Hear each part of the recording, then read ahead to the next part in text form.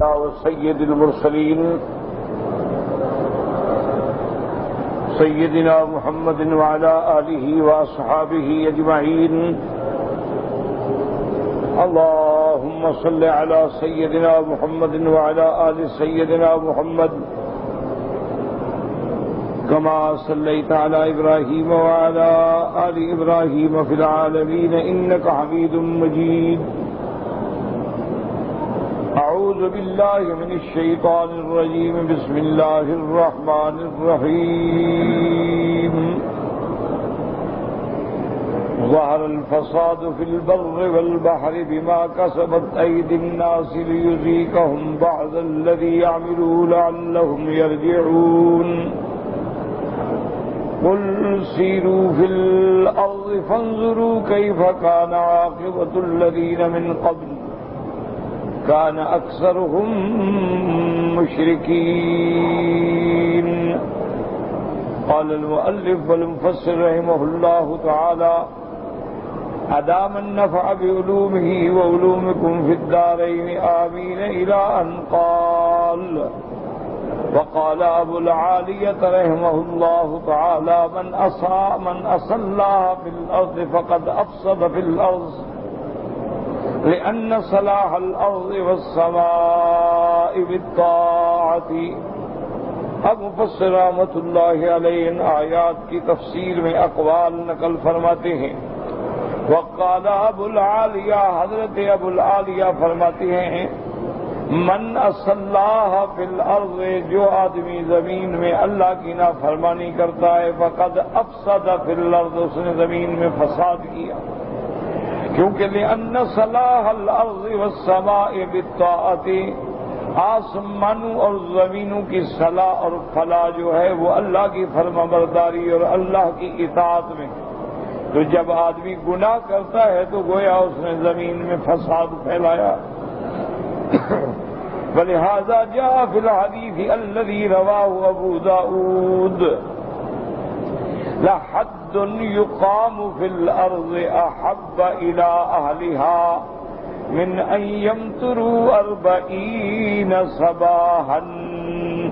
والسبب في هذا أن الحدود إذا أقيمت انكف الناس أو أكثرهم أو كثير منهم عن طاعة المحرمات، وإذا تركت المعاصي وكان سببا في حصول البركات من السماء والأرض. مفسر رحمت اللہ علیہ فرماتی ہیں کہ حدیث مبارک میں ہے سرکار دو عالم الرحمت دو عالم سیدنا محمد مصطفیٰ صلی اللہ علیہ وسلم نے فرمایا ہے کہ لحد یقام فی الارض، اللہ کے حدود میں سے حد زمین میں نافذ کی جائے تو ان زمین والوں کے لیے اس بات سے بھی بہتر ہے کہ 40 دن ان پہ بارش ہوتی رہے.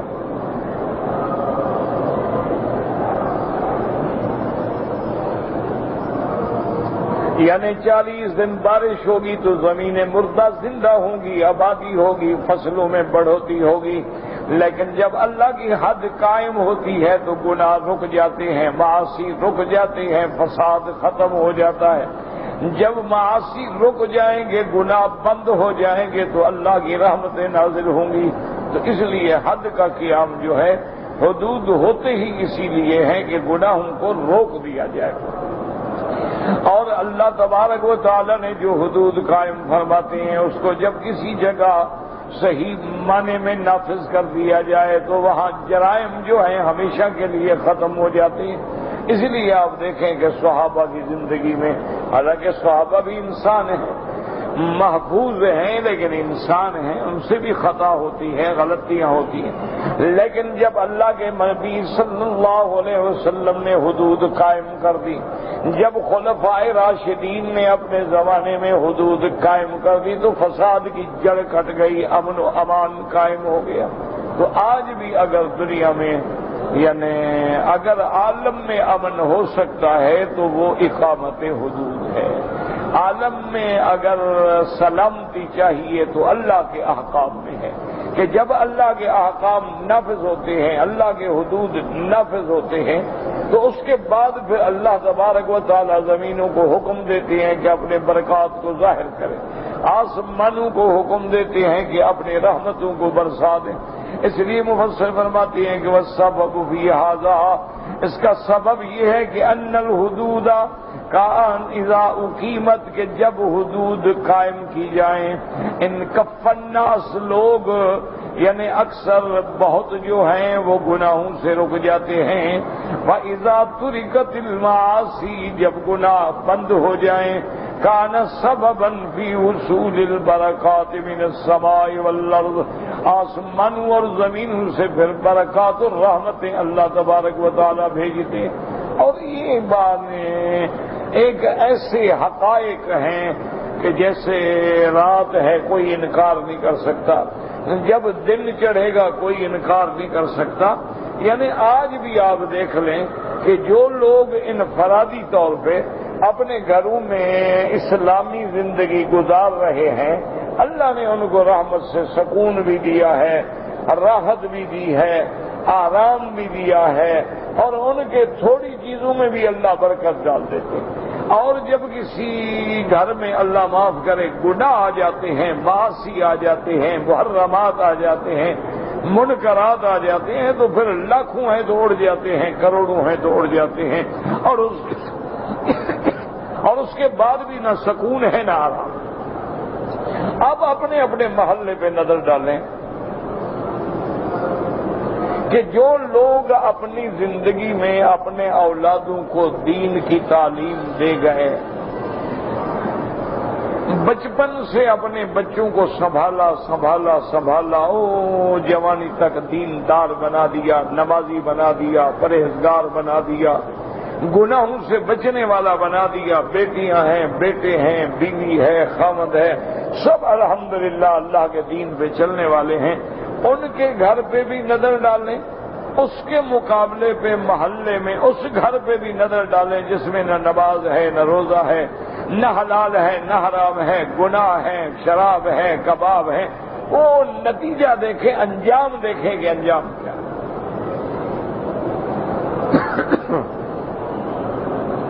یعنی آپ حیران ہوں گے کہ باہر کے ملکوں میں آپ جائیں تو وہاں رہنے والے جو مسلمان ہیں وہ ہمیں بتاتے ہیں کہ جی یہ گورے ہیں، انگریز ہیں، کوئی ہے، وہ کہتے ہیں جناب یہ 15 تاریخ کو 20 تاریخ کو ہمارے مسلمانوں کے پاس آتے ہیں کہ ہمیں کچھ پیسے قرضہ دے دو، حالانکہ مسلمان کی تنخواہ اس سے کم ہے، ان کی تنخواہیں مسلمانوں سے 10 گنا زیادہ ہیں، لیکن وہ الٹا آتا ہے مسلمان سے قرضہ لیتا ہے۔ اچھا، مسلمان جو دین پہ چلنے والے ہیں، نہ بینک ہے، نہ سود ہے، نہ قسطیں ہیں، نہ قرضہ ہے، نہ لینا ہے نہ دینا، وہ اگر 10 گنا زیادہ تنخواہ کما رہا ہے تو یا سود میں ہے یا جوئے میں ہے، شام کو گیا جوا کھیلا ختم، شراب آیا ختم، عورت آئی ختم۔ تو یہ یعنی کوئی قصے کہانیاں نہیں ہیں، بلکہ آپ اسلامی احکام کو اپنی ذات پہ نافذ کر کے دیکھ لیں، کوئی بھی کام اس میں اللہ نے کتنی راحت اور کتنی آرام رکھا ہے۔ اب مثلاً یہی مصلی ہے نا، یہ رومال ہے، ہم لوگ سفر میں ہوتے ہیں، کچھ بھی نہ ہو رومال بچھایا بیٹھ گئے، مصلی بچھایا سو گئے، اور وہ جناب ڈھونڈ رہے ہوتے ہیں کوئی کرسی ملے، کوئی بینچ ملے، کوئی جگہ ملے، اور وہاں کوئی کبھی یوں پلٹے کھا رہے ہیں، کبھی یوں پلٹے کھا رہے، سیدھے ہو ہی نہیں سکتے غریب۔ اچھا، یہی داڑھی ہے، جس نے داڑھی رکھی اللہ کا شکر ہے، بغیر داڑھی والے کو روزانہ ایک ہی فکر ہے کہ صبح شیو کرتا ہے، شیو نہ کرے تو جوانی ظاہر ہو جاتی ہے، بال نکلے ہوئے ہیں، داڑھی والے کو کیا فکر ہے، زیادہ سے زیادہ غسل کیا، تھوڑا سا تیل لگا لیا، ابھی بال نرم رہے بس۔ یعنی کسی چیز میں آپ دیکھ لیں، جب آپ اسلام میں چلیں گے تو راحت ہی راحت، رحمت ہی رحمت ہے، برکت ہی برکت۔ اب مسلمان آدمی ہے، آپ گھر میں ہیں، 4 بندے ہیں، 5 بندے ہیں، آپ کھانا پکائیں گے، آپ مل کے کھائیں گے، اس میں اللہ اتنی برکت ڈال دیتے ہیں کہ کوئی مہمان بھی آ جائے فرق نہیں پڑتا۔ 4 کا کھانا 6 کھا لیں گے، 6 کا کھانا 10 کھا لیں گے، اور وہ ہر آدمی اپنا جناب برگر ہاتھ میں پکڑے، بوتل ہاتھ میں پکڑے کھڑا ہے، وہ الگ ہے، وہ الگ ہے، ماں الگ ہے، بیٹی الگ ہے، بیائی الگ ہے، بہن الگ ہے۔ تو اس لیے آپ دیکھیں کہ اسلام کے جو احکام ہیں وہ رحمت ہی رحمت ہے، اور جو بندہ گناہ کرتا ہے وہ صرف اپنے آپ کو نہیں برباد کرتا، وہ اللہ کی زمین میں فساد پھیلا رہا ہے، گند پھیلا رہا ہے۔ اب دیکھو نا، کسی کو بدبو لگی ہو تو ساری مجلس میں بدبو آئے گی، نہیں ایک جگہ تو نہیں آئے گی، اور اگر کسی نے خوشبو لگائی ہے تو ساری مجلس معطر ہوگی۔ اس لیے فرماتے ہیں کہ یہ چیزیں، وَلِهَذَا إِذَا نَزَلَ عِيسَى ابْنُ مَرْيَمَ عَلَيْهِ السَّلَامُ فِي آخِرِ الزَّمَانِ يَحْكُمُ بِهَذِهِ الشَّرِيعَةِ الْمُطَهَّرَةِ فِي ذَلِكَ الْوَقْتِ مِنْ قَتْلِ الْخِنزِيرِ وَكَسْرِ الصَّلِيبِ وَوَضْعِ الْجِزْيَةِ وَهُوَ تَرَكَهَا فَلَا يَقْبَلُ إِلَّا الْإِسْلَامَ أَوِ السَّيْفَ فَإِذَا أَهْلَكَ اللَّهُ فِي زَمَانِهِ الدَّجَّالَ وَأَتْبَاعَهُ وَيَأْجُوجَ وَمَأْجُوجَ قِيلَ لِلْأَرْضِ أَخْرِجِي بَرْكَتِكَ فَيَأْكُلُ مِنَ الرُّمَّانَةِ أَلْفِ عَامٍ مِنَ النَّاسِ وَيَسْتَظِلُّونَ بِقَحْفِهَا وَيَكْفَالُ مِنَ اللَّقَحَةِ الْجَمَاعَةُ مِنَ النَّاسِ وَمَا ذَاكَ إِلَّا بِبَرْكَةِ تَنْفِيذِ شَرِيعَةِ مُحَمَّدٍ صلی اللہ علیہ وسلم فَكُلَّمَا أُقِيمَ الْعَدْلُ كَثُرَتِ الْبَرَكَاتُ وَالْخَيْرُ۔ اب مفسر رحمۃ اللہ علیہ فرماتے ہیں کہ جب عیسیٰ ابن مریم علیہ السلام آسمانوں سے اتریں گے، اور یہ عقیدہ اہل سنت والجماعت ہے کہ اللہ نے حضرت عیسیٰ ابن مریم علیہ السلام کو زندہ آسمانوں پہ اٹھا لیا ہے، وہ آسمانوں میں موجود ہیں، زندہ ہیں، اور قرب قیامت میں آپ کا نزول ہوگا علی مینارت شرقیہ بیضاء دمشق کی ایک مسجد میں مینار پہ اتریں گے، اور آپ نے فرشتوں کے کندھوں پہ ہاتھ رکھا ہوگا، اور جب عیسیٰ علیہ السلام آئیں گے تو وہ تابع ہوں گے شریعت محمد مصطفیٰ صلی اللہ علیہ وسلم کے، یعنی پہلے نبی ہیں، رسول ہیں، لیکن اب امتی بن کے آئیں گے حضرت محمد مصطفیٰ صلی اللہ علیہ وآلہ وسلم، تاکہ وہ پورا وعدہ پورا ہو جائے جو اللہ نے انبیاء سے لیا تھا۔ ثم جاءکم رسول مصدق لما معكم لتؤمنن به ولتنصرنه۔ اللہ تبارک و تعالی انبیاء کے اس وعدے کو پورا فرمائیں گے۔ اللہ نے وعدہ لیا تھا کہ جب میرا مدنی صلی اللہ علیہ وسلم آئیں اور وہ تم سب کی تصدیق کرنے والے ہوں گے، تم پہ بھی لادے میں گلا تؤمنن به، اس پہ ایمان لاؤ، مانو کہ وہ آخری نبی ہیں، وہ خاتم الانبیاء والمرسلین ہیں، وَلَتَنْصُرُنَّهُ، اور اس کی امداد کرو۔ تو اس کا عملی مظاہرہ حضرت عیسیٰ ابن مریم فرمائیں گے، حضور کے امتی بن کے آئیں گے اس دنیا میں، اور اس کے بعد جب آپ آئیں گے آپ حکم فرمائیں گے خنزیر کے قتل کا، آپ حکم فرمائیں گے صلیب کو توڑ ڈالو، صلیب کی قوت کو ختم کر دیں گے، اور اس کے بعد حکم فرما دیں گے کہ آج کے بعد کوئی جزیہ نہیں، بالکل ختم، یا اسلام قبول کرو یا اس کے بعد لڑائی جنگ قبول کرو، اما الاسلام و اما السیف، فاذا اهلك الله في زمانه الدجال۔ حضرت عیسیٰ ابن مریم کے زمانے میں دجال ہلاک ہوگا، آپ دجال کو قتل کریں گے، دجال کے اتباع یہود کو قتل کریں گے، یاجوج و ماجوج کو ختم کریں گے، جب یہ سب کچھ ہو جائے گا تو اللہ زمینوں کو حکم دیں گے اخرجی برکات کے کہ زمین تم اپنی برکتیں ظاہر کرو. فَيَأْكُلُ مِنَ الرُّمَّانَةِ ایک انار کو جو ہے ایک پوری جماعت کھائے گی لیکن پھر بھی انار ختم نہیں ہوگا. اور انار کے چھلکے اتنے بڑے ہوں گے کہ اس کے چھلکے کو سایہ کر کے بندہ نیچے بیٹھ سکے گا. وَيَكْفِي لَبْنَ اللَّقَحَةِ الْجَمَاعَةُ مِنَ النَّاسِ ایک اونٹنی کا دودھ جو ہے وہ پوری ایک جماعت کے لیے کافی ہو جائے گا. اور یہ برکت کیوں ہوگی؟ وَمَا ذَاكَ إِلَّا بِبَرْكَةِ تَنفِيذِ شریعت محمد صلی اللہ علیہ وسلم. یہ حضور کی شریعت کے نافذ ہونے کی برکت ہوگی. فَكُلَّمَا أُقِيمَ الْعَدْلُ جہاں جہاں عدل ہو جائے گا، انصاف ہو جائے گا، کثرت البرکات والخیر وہاں خیر ہی خیر ہوگی، برکتیں ہی برکتیں ہوں گی، رحمتیں ہی رحمتیں ہوں گی. یاد رکھیں کہ فساد جو ہے وہ کبھی تشدد سے اور ظلم سے نہیں ٹھیک ہو سکتا، وہ عدل سے ٹھیک ہو.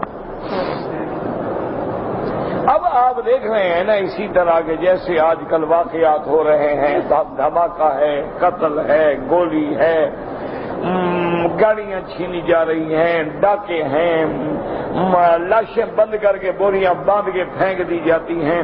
اور اس کے بعد ہماری مشینری جو ہے وہ رات دن حرکت میں ہے، پکڑ رہی ہے، مار رہی ہے، قیدوں میں ڈال رہی ہے، مجرموں کو الٹا لٹکایا جا رہا ہے، بجلی کے کرنٹ دیے جا رہے ہیں، لیکن جرائم کیوں نہیں رکتے؟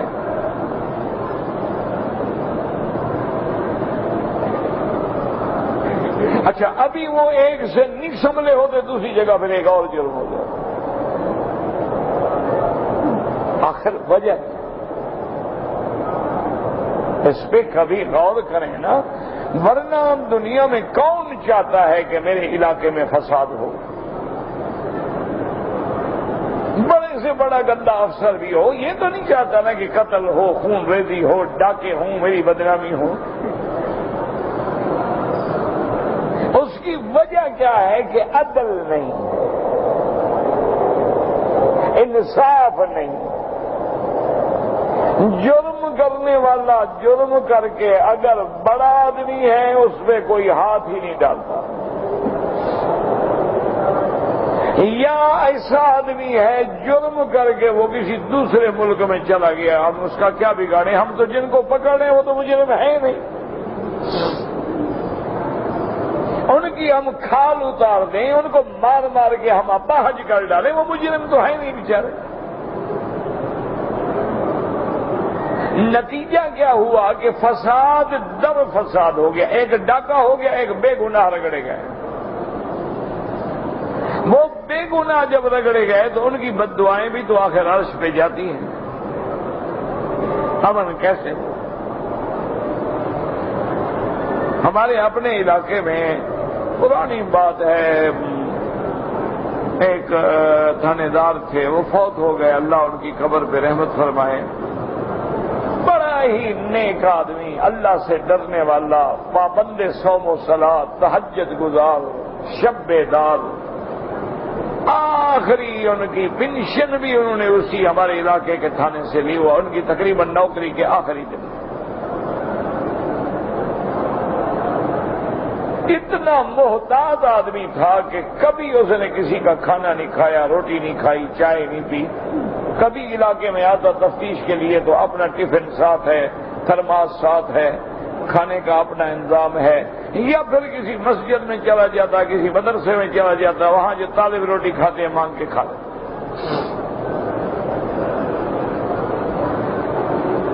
اچھا ویسے بھی بھاری آدمی تھے، آخری عمر تھی، پینشن ہونے والی تھی، بھاگ دوڑ کرنے کے قابل بھی نہیں. میرے ساتھ ان کا بہت پیار تھا، میرے پاس آتے رہتے تھے. تو 3 سال اس نے گزارے، تمام جرائم علاقے سے ختم ہو گئے، چوری ختم، ڈاکہ ختم، زنا ختم، بدماشی ختم، امن.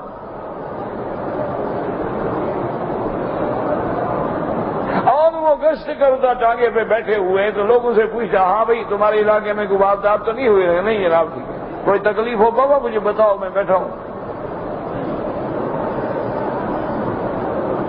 وجہ کیا وجہ تھی کہ جب صحیح مجرم پکڑا گیا ہے ساری دنیا کے ذمہ دار الٹ جائیں، اس نے اس کو لازماً جیل بھیجنا ہے۔ بے گناہ ہے، آپ جتنا زور لگا لیں اسے اس کو تھپڑ بھی نہیں مار سکیں گے، یہ بے گناہ ہے، میں نے خدا کو جواب دینا ہے، کیوں ماروں میں بے گناہ کو؟ اور رات کو مصلی پہ بیٹھ کے اللہ کے آگے روتا، میرا مولا میرا بڑھاپا ہے، میرے چھوٹے چھوٹے بچے ہیں، مالک میری اب پینشن ہونے والی ہے، بس میرے بڑھاپے پہ رحم کر، میری دعاؤں پہ رحم کر، اس علاقے پہ امن ہو جائے۔ 3 سال لوگ یعنی پریشان ہوتے تھے، کبھی کوئی واردات ہی نہیں، پولیس چوس کے ماتحت تنگ آ گیا، وہ کہتے ہیں وکیل صاحب اس کو کہیں تبدیل کراؤ، جب سے آیا ہماری تو روٹی بند ہو گئی، کوئی آتا ہی نہیں، کوئی جرم ہی نہیں ہوتا، روٹی کہاں سے کھائیں؟ مذاق کرتے تھے بیچارے۔ اصل ہمیشہ یاد رکھو، امن ہوگا عدل سے، امن ہوگا انصاف سے، امن ہوگا احکام اسلام سے، امن ہوگا اللہ کی فرما برداری سے۔ یہی وجہ ہے نا کہ صحابہ کے زمانے میں اگر گناہ ہو گیا صحابی خود آ جاتا، السلام علیکم یا رسول اللہ، گناہ ہو گیا مجھے پاک کرو۔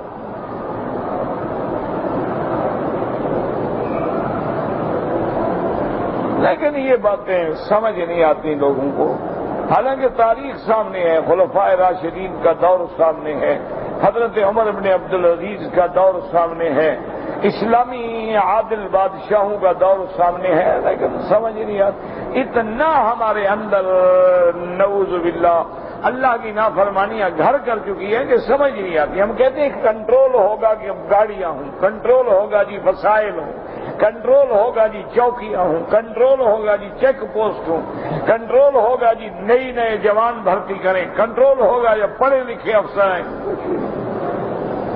اب 200 کے بجائے 2000 رکھ لو، فائدہ کچھ نہیں، اور خزانے پہ بوجھ، پہلے خرچ ہوتا 2 کروڑ، اب ہوگا 10 کروڑ، فائدہ کچھ بھی۔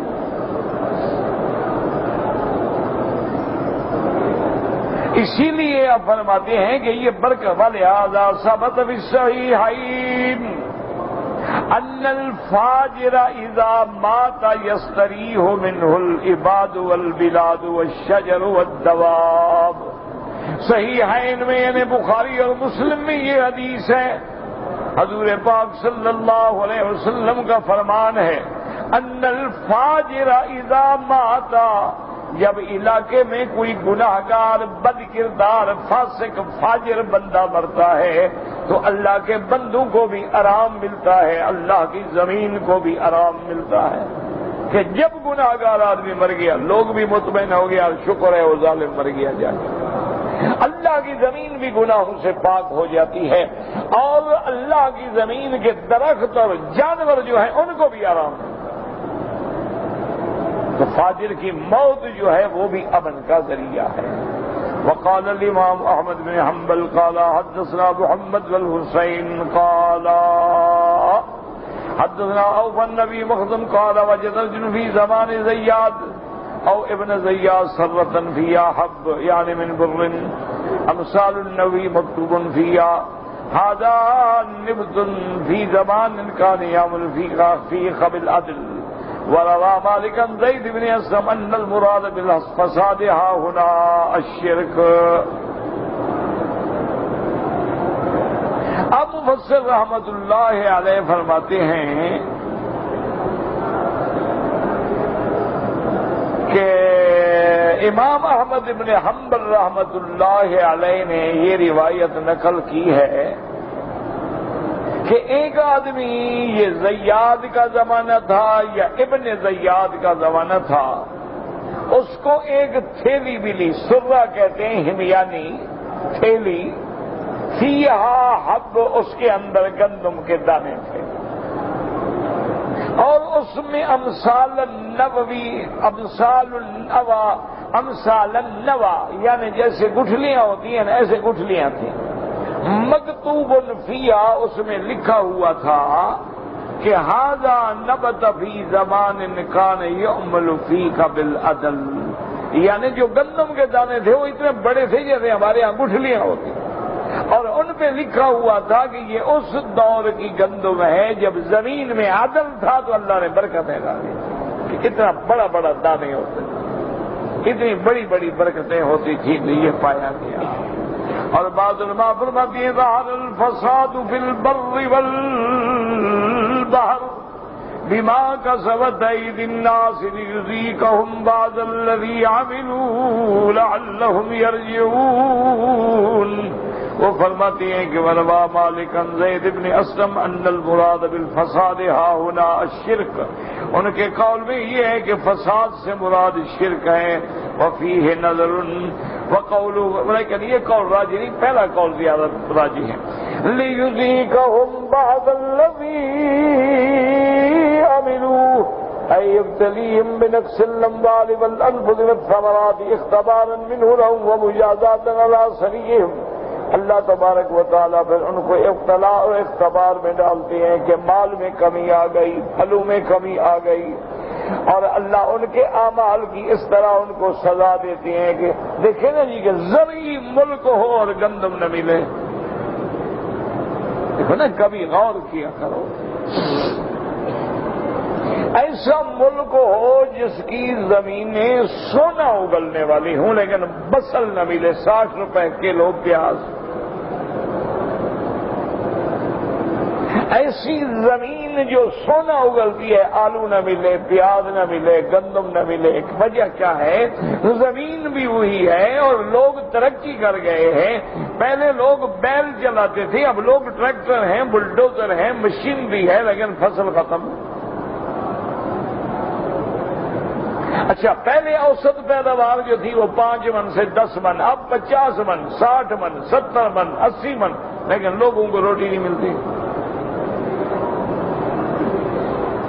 پہلے دور میں ملازمین کی تنخواہ ہوتی تھی 5 روپے، 10 روپے۔ میرے استاد تھے، میں پڑھتا تھا ان کے پاس، وہ فرماتی ہیں میری تنخواہ جب 17 روپے ہو گئی تو میں نے بہت بڑی دعوت کی، سارے لوگوں کو بلایا کہ میری ترقی ہو گئی ہے، میری تنخواہ 17 روپے ہو گئی۔ ماسٹر تھے، استاد تھے، میرے والد صاحب کے شاگرد تھے، مجھے پڑھاتے تھے، پہلی دوسری تیسری جماعت پڑھاتے تھے، تو 17 روپے تنخواہ جو ہے وہ دعوت کی انہوں نے۔ آج بیٹے کی نوکری ہو، 17,000 روپے تنخواہ ملتی ہو، نہ اس کی روٹی ہے نہ باپ کی روٹی ہے۔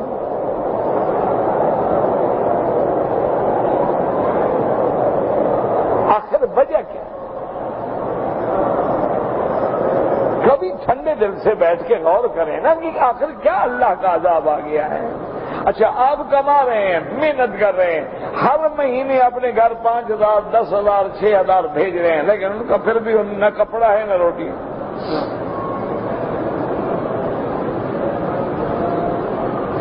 10,000 روپے تو عام متوسط گھر جو ہے نا اس کے بل میں چلا جاتا ہے۔ یہ بجلی کا بل ہے، یہ گیس کا بل ہے، یہ چولہے کا بل ہے، یہ موت کا بل ہے، یہ زندگی کا بل ہے۔ موت میں بھی ٹیکس لگتا ہے، کیوں مر گیا؟ اچھا، بچہ پیدا ہو اس میں بھی ٹیکس ہے، پیدائش tax, wealth tax, health tax, چولہا ٹیکس۔ آپ نے کتا رکھنا ہے، اس میں بھی ٹیکس ہے۔ آپ نے لائسنس لینا ہے، اس میں بھی ٹیکس ہے۔ گاڑی لینی ہے، اس میں بھی ٹیکس ہے۔ موٹر سائیکل لینا ہے، اس میں بھی ٹیکس ہے۔ آخر بلا کیا ہے بھائی؟ اتنی آمدنی کے باوجود جو ہے ہر آدمی پریشان ہے۔ اس کی وجہ کیا ہے؟ گناہوں کی کثرت اور اللہ سے دوری، سرکار دو عالم کے فرمان سے دوری۔ آج بھی ہم اللہ اور اللہ کے رسول کے مطیع بن جائیں، آج بھی اللہ کے خزانوں میں کوئی کمی نہیں ہے، یہی زمینیں پھر ہمیں خزانے دی۔ وَلِيُذِيقَهُمْ بَعْضَ الَّذِي عَمِلُوا لَعَلَّهُمْ يَرْجِعُونَ عَنِ الْمَعَاصِي۔ اللہ فرماتے ہیں تاکہ شاید یہ عذاب کے بعد معاصی سے بدل جائیں، گناہوں کو چھوڑ دیں، اللہ کی طرف رجوع کر لیں۔ جیسے فرماتے ہیں وَبَلَوْنَاهُمْ بِالْحَسَنَاتِ وَالسَّيِّئَاتِ، لعلهم یرجعون۔ اللہ فرماتے ہیں میں اپنے بندوں کو کبھی بھلائیوں میں آزماتا ہوں، کبھی ان پہ عذاب بھیج کے آزماتا ہوں، کبھی دولت دے کے راحت دے کے آزماتا ہوں، کبھی تکلیف دے کے آزماتا ہوں، اور دونوں میں مقصد کیا ہے؟ تاکہ اللہ کی طرف رجوع کریں۔ کما قال اللہ تعالی قل سیروا فی الارض فانظروا کیف کان عاقبۃ الذین من قبل ای من قبلکم کانوا اکثرهم مشرکین فانظروا ما حل بهم من تکذیب الرسل وکفر النعم۔ اللہ نے فرمایا میرے محبوب آپ حکم میں قل سیروا فی الارض، چلو زمین میں دیکھو، غور کرو، فانظروا کیف کان عاقبۃ الذین من قبل، تم سے پہلے جو امتیں گزری ہیں ان پر کیا حال ہوا ہے؟ کان اکثرهم مشرکین، اور اکثریت ان میں کافروں اور مشرکوں کی تھی، یعنی فانظروا، غور کر کے دیکھو، ما حل بهم، ان پہ کیا کیا عذاب آئے، اور وہ عذاب کیوں آئے؟ من تکذیب الرسل، انہوں نے پیغمبروں کی تکذیب کی، وکفر النعم، اور اللہ کی نعمتوں کی ناشکری کی۔ اب اللہ فرماتی فاقم وجہک للدین القیم،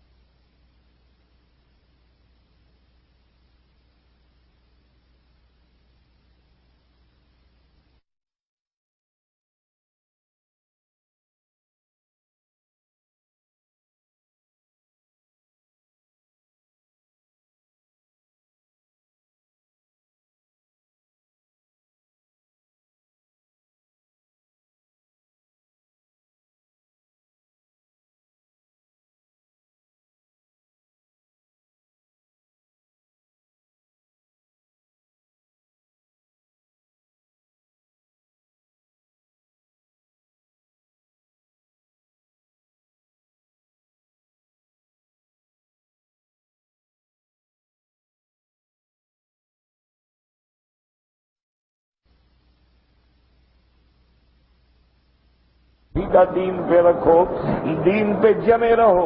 من کفر فعلیہ کفرہ ومن عمل صالحا فلانفسہم یمہدون لیجزی الذین آمنوا وعملوا الصالحات من فضلہ انہ لا يحب الکافرین۔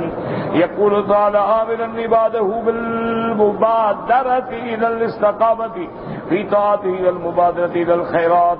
اللہ پاک اپنے بندوں کو حکم دیتے ہیں کہ جلدی جلدی میرے دین کی طرف لوٹو، میرے دین پہ آؤ، میرے دین کو قبول کرو، میرے دین پہ جم جاؤ، اور دین پر چلتے ہوئے بھلائی کے کام کرو۔ فَأَقِمْ وَجْهَكَ لِلدِّينِ الْقَيِّمِ، سیدھے راستے پہ اپنے آپ کو لے آؤ، اس دن سے پہلے، من قبل ان یاتی یوم لا مرد له من اللہ، اس دن سے پہلے یعنی قیامت سے پہلے، اور ایسا دن جس کو پھر کوئی روک نہیں سکتا، کوئی ٹال نہیں سکتا۔ اب تو دنیا میں عذاب آتی ہیں، اللہ چاہے تو ٹال دے، لیکن قیامت کا جو فیصلہ ہے پھر قیامت کا فیصلہ تبدیل نہیں ہوگا۔ یوم لا مرد له یعنی یوم القیامت اذا اراد کونہ فلا راد له، ساری دنیا بھی مل کے زور لگائے کہ قیامت نہ ہو لیکن ہوگی۔ یومئذ یصدعون، اس دن لوگ جو ہیں وہ الگ الگ ہو جائیں گے۔ یومئذ یصدعون کا معنی یتفرقون، فرقے فرقے بن جائیں گے۔ کیا معنی؟ ففریق فی الجنۃ وفریق فی السعیر۔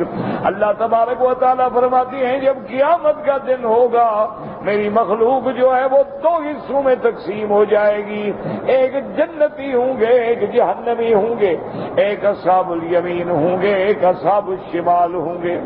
ولہذا قال تبارک و تعالی من کفر فعلیہ کفرہ ومن عمل صالحا فلانفسہم یمہدون۔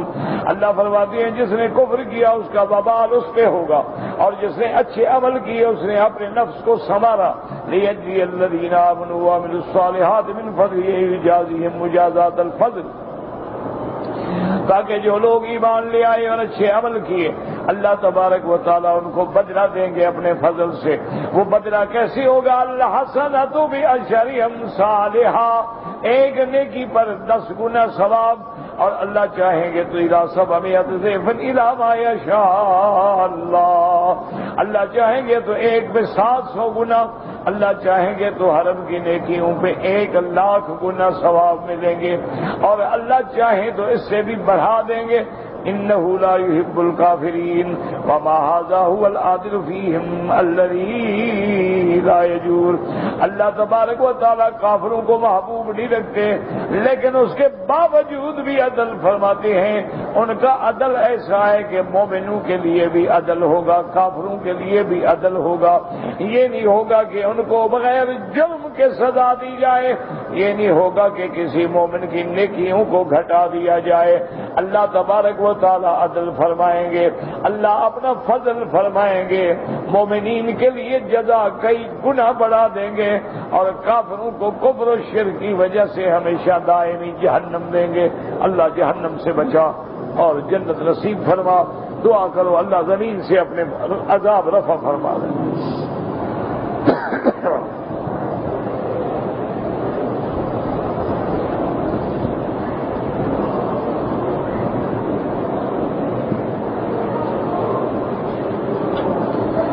کہتے ہیں جی کہ میری شادی کو 14 سال ہو گئے ہیں،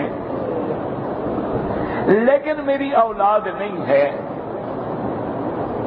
میں نے دوسری شادی کر لی، اب میرے اوپر قرضہ بھی ہے اور میں واپس بھی نہیں جا سکتا ہوں.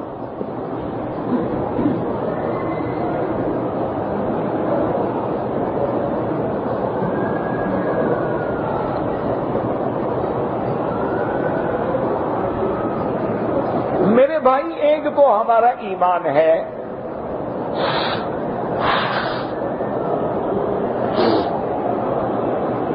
عقیدہ ہے کہ الاولاد دینے والی ذات کس کی ہے؟ اللہ.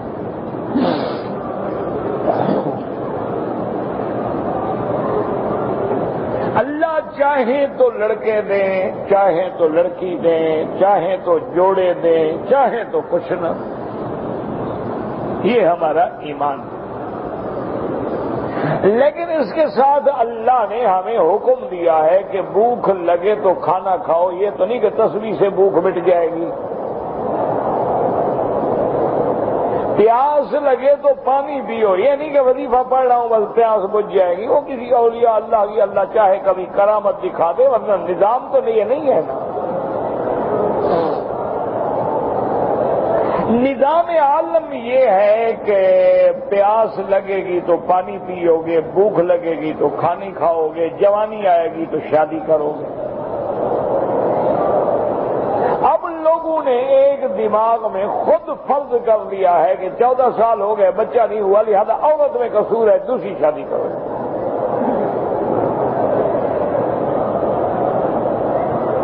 دوسری شادی کی اجازت ہے. کب اجازت ہے؟ جب طاقت ہو، استطاعت ہو، مال ہو، خرچ دینے کی ہمت ہو، دونوں میں عدل کر سکے، انصاف کر سکے، پھر شادی کا حکم ہے. اور اسی طرح یہ خود فیصلہ کر لینا کہ اولاد نہیں ہو رہی تو لازم عورت کا قصور ہے، یہ ضروری نہیں ہوتا ہے. کبھی قصور مرد میں ہوتا ہے. پہلے اپنا تو علاج کراؤ. قصور تم میں ہو، 4 شادیاں کر لو، کیا ہو جائے گا؟ اولاد تو نہیں ہوگی.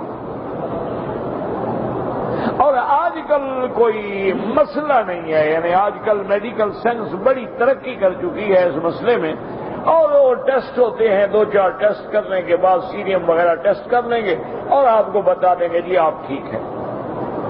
اگر آپ ٹھیک ہیں پھر بیوی کا ٹیسٹ کراؤ.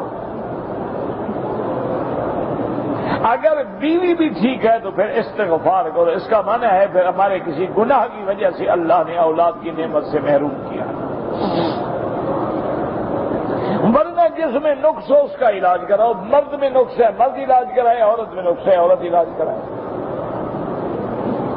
کتنے لوگ ہیں وہ اپنا چیک اپ نہیں کرائیں گے، اپنا نہیں میں تو مرد ہوں. یہ اس میں مرد ہونے کی کوئی بات نہیں ہوتی. بڑا مرد ہوتا ہے، طاقت بھی ہوتی ہے، لیکن اولاد کے جراثیم جو ہے اللہ نے وہ نہیں رکھے، یا جراثیم ہوتے ہیں لیکن جتنی مقدار ہونی چاہیے اتنی نہیں ہے، یعنی ایک مادہ منویہ میں ملینز کے حساب سے جراثیم ہوتے ہیں، ایک دو نہیں ہوتے، ملین، لاکھوں میں ہوتے ہیں۔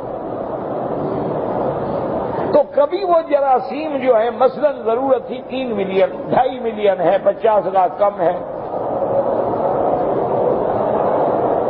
کبھی یہ ہوتا ہے کہ بھئی وہ 3 ملین تو ہیں لیکن پانی نکلنے کے بعد وہ فوراً مر جاتے ہیں، کبھی ایسا ہوتا ہے کہ وہ جراثیم تو ہیں لیکن اتنی کمزور ہیں کہ وہ اولاد پیدا کرنے کے قابل ہی نہیں ہے۔ اب دیکھیں نا، ایک بچہ کمزور ہے، وہ 1 من بوجھ نہیں اٹھا سکتا، دوسرا بچہ قوی ہے، 1 من کندھے میں رکھ کے دوڑ جاتا ہے۔ تو اس کا علاج کراؤ، اپنے آپ کو قرضوں میں نہ جکڑو، اپنے اچھا دوسری شادی کا کیا فائدہ ہوا، وہ دوسری بیوی بھی گھر بیٹھی ہوئی ہے، تم یہاں مزدوری کر رہے ہو۔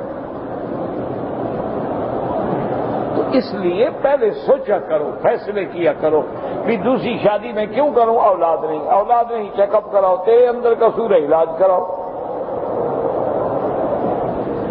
لیکن مشکل یہ ہوتی ہے، اللہ معاف کرے بس، اچھا کسی تم جادوگر کے پاس گئے، انشاءاللہ وہ تمہارے دماغ میں ایک کہے گا جس پہ جادو ہوا ہے، جی تمہاری بیوی کو باندھ دیا گیا ہے۔ پیر کے پاس جاؤ گے، وہ گردن جھکا کے دیکھے گا، ماشاءاللہ کہے گا ہاں طویل ہوئے ہیں، اندر گرہ لگ گئی ہے۔ یعنی پیر یہاں بیٹھے بیٹھے لوگوں کی عورتوں کے اندر بھی دیکھ لیتے ہیں۔ یہ پیر ہیں کیا ہے؟ ایکس رے میں بھی جلدی فیصلہ نہیں ہوتا، یہ پیروں کی نظر تو بڑی تیز ہو گئی بھائی۔ سی ٹی اسکین کراؤ، MRI کراؤ، پھر بھی ڈاؤٹ رہ جاتا ہے۔ یہ ایسے پیر ہیں ماشاءاللہ، ذرا گردن جھکائی اور دل کے آئینے میں ہے تصویر یار، جب ذرا گردن جھکائی دیکھ لی۔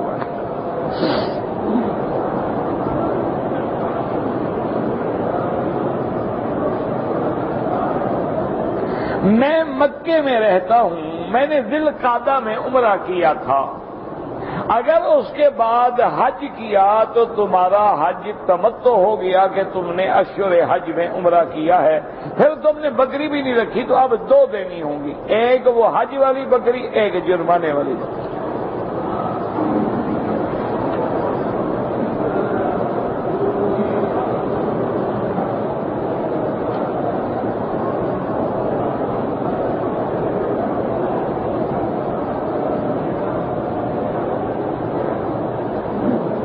عندي ولد يعني ابني يوم الخميس عنده امتحان، اللهم اجعل اولادنا واولادك واولاد المسلمين من الناجحين الراشدين الفائزين الصالحين برحمته يا ارحم الراحمين۔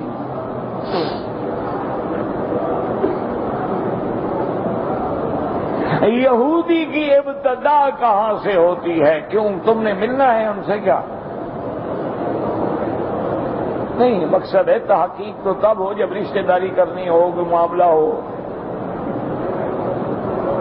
یہود کی ابتدا ہے اولاد یعقوب، سیدنا یعقوب علیہ السلام کا دوسرا نام ہے اسرائیل، تو ان کی جو اولاد ہے بنو اسرائیل کہلاتے ہیں، وہ یہود۔ اسرائیل جو ہے وہی یہودی ہے۔ پھر ان میں بھی کئی قسمیں ہیں، کچھ صہیونی ہیں، کچھ یہودی ہیں۔ ان میں جیسے اب آپ کے ہاں فرقے ہیں، آپ کے ہاں بھی تو فرقے ہیں، ان کے ہاں بھی فرقے ہیں، لائنیں لگی ہوئی ہیں۔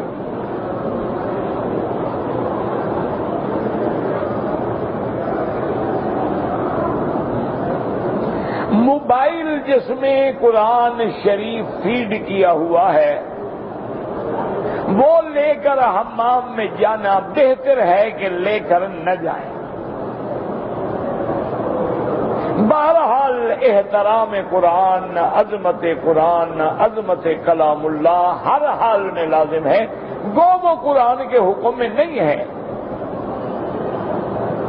لیکن احتیاط اسی میں ہے کہ آدمی کوشش کرے کہ اللہ کے کلام کو لے کر، اسی لیے حکم ہے نا کہ ہم حالت حمام میں اللہ کا ذکر بھی نہیں کر سکتے، اس لیے حضور نے فرمایا کہ جب تم حمام میں جا رہے ہو تو اس سے پہلے دعا مانگ لو کہ اللہم انی اعوذ بک من الخبث والخبائث، حتیٰ کہ حضور پاک نے یہ بھی سمجھا کہ کپڑا اٹھانے سے پہلے مانگ لو۔ اچھا اب تم نے کپڑا اٹھا لیا ہے، یاد آیا بعد میں، تو فرمایا دل میں مانگ لو، زبان سے نہ مانگو۔ اب تو اگر اس حالت میں دعا مانگنا بھی منع ہے، یہ جائے کہ اللہ کا قرآن چاہے وہ لوہے پہ لکھا ہو یا چادر پہ لکھا ہو یا شریف پہ لکھا ہو یا سم میں لکھا ہو، اس کو بھی لے جانا جو ہے وہ جائز نہیں۔ اسی لیے علماء نے لکھا ہے کہ وہ جو دعا ہے نا حضور پاک نے فرمائی ہے کہ جب حمام سے نکلو تو یہ کہو کہ الحمدللہ الذی عافانی عن الاذی غفرانک، یا اللہ تیرا شکر ہے کہ تو نے مجھے اس مصیبت سے نجات دی جو میرے پیٹ کے اندر گند بھرا ہوا تھا نکل گیا، اور میں تجھ سے بخشش چاہتا ہوں۔ تو اب علماء فرماتے ہیں کہ یہاں غفرانہ کا کیا مطلب ہے؟ کیونکہ مغفرت تو طلب کی جاتی ہے جب کوئی غلطی ہو، غلطی تو ہم نے نہیں کی، ہم تو حمام میں گئے تھے۔ تو اس کی وجہ علماء نے لکھی ہے کہ وجہ یہ ہے کہ اتنی دیر جو ہم اللہ کے ذکر سے غافل رہے، زبان بند رہی، اس پہ ہم معافی مانگ رہے ہیں کہ یا اللہ اتنی دیر تو ہم تیری یاد سے کٹ گئے تھے، تو اس لیے ہمارے گناہ جو ہیں معاف فرما دو، ہماری خطائیں جو ہیں معاف فرما دو، ہماری یہ غفلت جو ہے وہ معاف فرما دو۔ تو اس لیے ہمیشہ یاد رکھیں۔ اچھا اسی طرح ایک حدیث مبارک میں ہے کہ رحمت دو عالم صلی اللہ علیہ وسلم مدرسۃ من مدارس الیہود، یہود کے مدرسے میں گئے، وہ جب تورات لے کے آئے تو حضور نے سرانے سے اتر گئے، سرانہ آگے رکھا، تورات کو اونچی جگہ رکھا۔ تو اگر تورات کا اتنا احترام ہے تو قرآن کا احترام کیوں نہ ہو؟ بہرحال احترام کریں۔ اور آج کل تو بڑے افسوس کی بات ہے کہ مسلمان ہیں، اندر میوزک بھرے ہوئے ہیں، گانے لگے ہوئے ہیں، اور گندے گندے گانوں کے میوزک ہیں، اور حرم میں کھڑے ہیں نماز پڑھ رہے ہیں، میوزک بج رہا ہے، اور وہ ظالم اتنا بے حس ہے، بے ضمیر ہے کہ اس کو بند بھی نہیں کرتا۔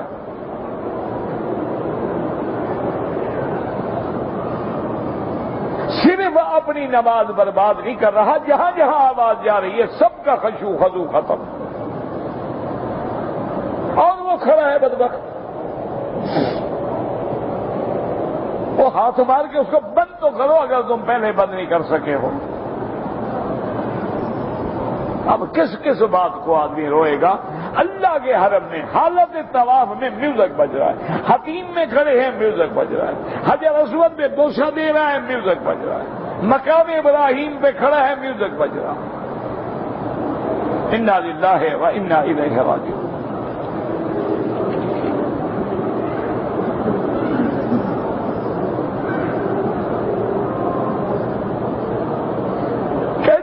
کہ اللہ نے ہمیں حکم دیا ہے کہ اولو الامر کے حکم کی اطاعت کرو، تو اب اولو الامر کا مثلاً حکم ہے کہ بغیر لائسنس کے کوئی آدمی پرائیویٹ گاڑی کو ٹیکسی نہ بنائے، تو جو بناتے ہیں وہ جائز نہیں ہے، خلاف قانون، خلاف نظام۔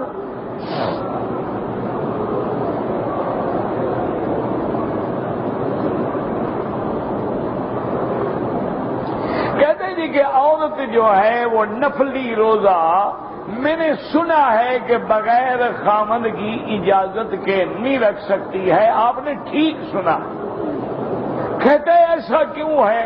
اگر خامند کو خواہش ہو وہ کہے میں تو روزے سے ہوں، پھر خامند جا کے گناہ کرے جہنم میں جائے؟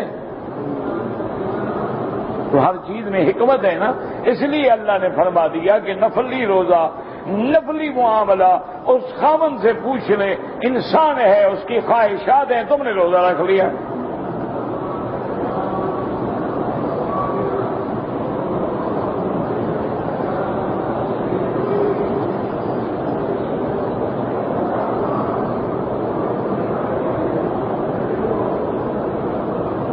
کہتے جی کہ اگر کسی خاوند نے اپنی بیوی کو بلایا اپنے خواہش نفسانی کے لیے اور بیوی نے انکار کیا تو اللہ کے فرشتے لعنت بھیجتے، ہاں بالکل صحیح حدیث کہ اگر کسی عورت کو اس کے خاوند نے بلایا لیکن اس نے بغیر عذر کے انکار کیا، اگر وہ حیض میں ہے تو جائز ہے، اگر وہ بیمار ہے، معذور ہے، تکلیف ہے، اس قابل نہیں ہے، بتا دے گی اپنے خاوند کو، اگر بغیر عذر کے بہانہ کرے تو پھر اللہ کے فرشتے اس پہ لعنت بھیجتے ہیں۔ کہتے ہیں جی کہ اگر عورت بلائے اور خاوند نہ جائے تو اس پہ بھی وہی حال ہے، یہ ون وے ٹریفک تو نہیں ہے، اللہ کے ہاں تو انصاف ہے، جیسے تمہاری خواہش ہے ایسے بیوی کی بھی خواہش ہے۔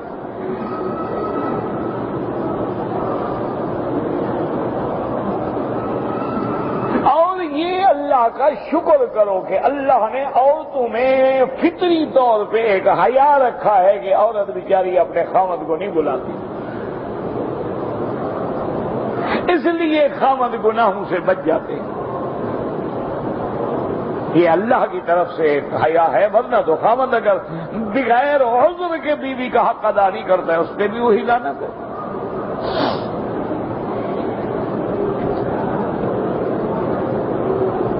اگر ہمارا کوئی عزیز رشتہ دار والدین فوت ہو گئے تو ہم اضحیہ کے موقع پر ان کے لیے قربانی کریں، بالکل کریں اور بالکل ثواب ملے گا، بالکل کریں، کوئی منع نہیں ہے، اپنے لیے کریں، والدین کے لیے کریں، جو عزیز رشتہ دار فوت ہو گئے ان کے لیے کریں، کوئی مسئلہ نہیں۔ یعنی مالی عبادت میں تو کسی امام کا اختلاف ہی نہیں ہے نا، بدنی عبادات میں اختلاف ہے کہ کیا بدنی عبادت کر سکتے ہیں، وہ کہتے ہیں حج عمرہ تو ہو سکتا ہے، باقی کوئی نہیں۔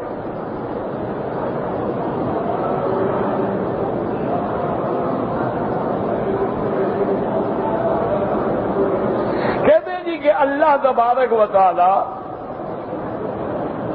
شرک کرنے والے کو تو قرآن میں ہے کہ معاف نہیں کریں گے، کیونکہ قرآن میں نص قطعی ہے کہ ان اللہ لا یغفر ان یشرک بہ ویغفر ما دون ذلک لمن یشاء۔ تو اگر شرک کرنے والے کو معاف نہیں کریں گے تو مانا اس کے علاوہ باقی گناہ جو ہیں وہ تو اللہ چاہے تو معاف کر سکتے ہیں۔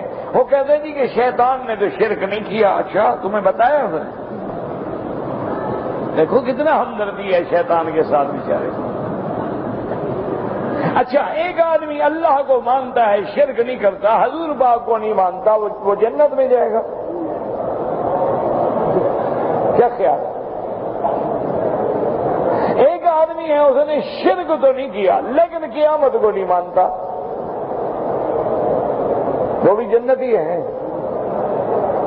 ایک آدمی ہے اس نے شرک تو نہیں کیا لیکن ملائکہ کو نہیں مانتا،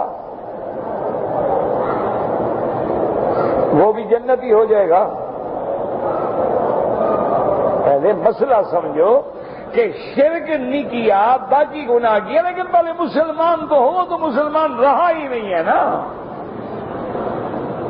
ابا واستکبر وکان من الکافرین، وہ تو کافروں میں ہے، اس کا تمہیں کیوں فکر پڑ گیا ہے کہ وہ جو بخشا جائے گا یا نہیں بخشا جائے گا؟ اور پھر سب سے پہلے اللہ کے ساتھ شرک کی بنیاد رکھنے والا کون ہے؟ ابلیس ہے۔ سب سے پہلا شرک جو ہے بتوں کی عبادت سے شروع ہوا۔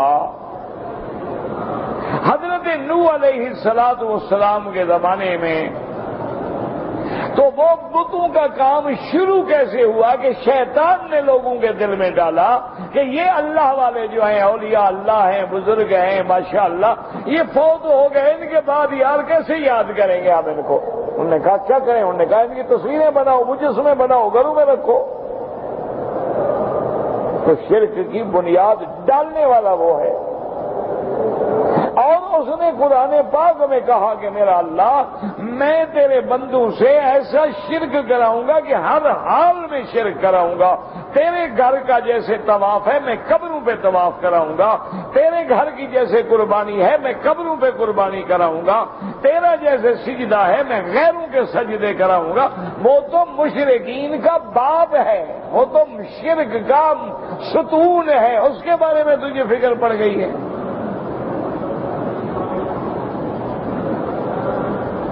اصل بتائیں مقصد کیا ہوتا ہے؟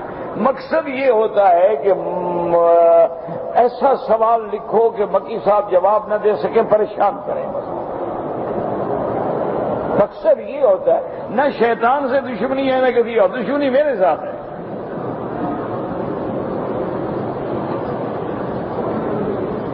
یہ ہم جو اتنا عرصہ تجربہ ہو جاتا ہے نا تو لفافہ دیکھ کے پڑھ لیتے ہیں کہ اندر مضمون کیا ہے. ورنہ کوئی شریف آدمی کو کیا غم ہے؟ بڑا ایمان سے کہو شیطان کا کیا غم کھا رہا ہے؟ نہ ایمان سے آپ اللہ کے حرم میں بیٹھے ہیں. کوئی مسلمان ایسا ہے جس کو شیطان کا فکر ہو کہ جنت میں جائے؟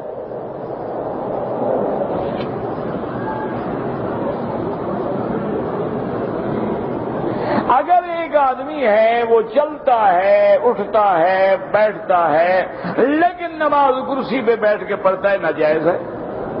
بغیر عذر کے قیام چھوڑ دینا جو ہے بالکل ناجائز. بعض ائمہ کے نزدیک تو نماز ہوتی ہی نہیں.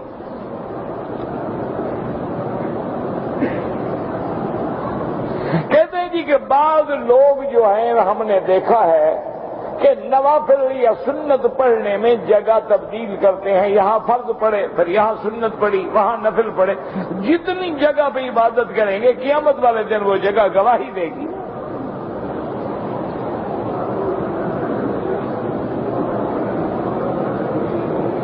میں خمیس مشیط سے مزدوری کرنے کی نیت سے مکے میں آیا ہوں, احرام نہیں باندھا. بہرحال دم نہیں پڑے گی لیکن آئندہ ایسی غلطی نہ کیا کرو. تمام ائمہ کے نزدیک ہے کہ میقات پہ آؤ تو لازم احرام باندھو. ہاں نیت نوکری کی ہے تو کہتے ہیں دم سے بچ جائے گا, یہ نہیں کہتے کہ اچھا کیا. بعض ائمہ کے نزدیک یہ ہے کہ چلو جی جرمانہ نہیں ہوگا کہ نیت نہیں تھی اس کی, لیکن افضل تم آ رہے تھے اور تمہیں اللہ میقات کا عمرہ مفت میں دے رہے تھے. آ تو ویسے ہی رہے تھے نا تم. 1 گھنٹے کے لیے کیا تکلیف ہو جاتی؟ طائف سے احرام باندھ لیتے, آتے طواف کرتے صفا مروہ دوڑتے, اور آپ کو ایک چھوٹا حج بغیر پیسے کے مل گیا. آئندہ غلطی نہیں کرنا. ایک آدمی پہ دم ہے, وہ اپنے ملک چلا گیا ہے, وہاں سے پیسے بھیج کے یہاں مکے میں دم کرائے.